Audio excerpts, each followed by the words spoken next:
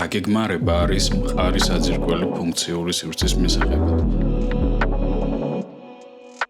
აუცილებელია ზუსტი ანაზომი, რადგან ყოველი სანტიმეტრი უნდა იყოს განგარშებული რეალური მოცემულობის მიხედვით.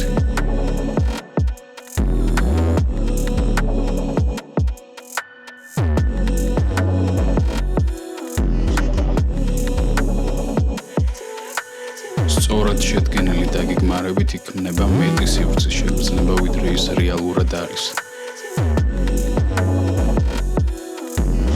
მასში სათავსოები, ავეჯი და ფართში ადამიანის მოძრაობის ტრაექტორიები ერთმანეთთან მიმართებაში უნდა იყოს ოპტიმალურად განლაგებული. ამ პროცესში ზონირება არის ძალიან მნიშვნელოვანი. აქტიური და პასიური ზონები ერთმანეთში არ უნდა იყოს აღრეული.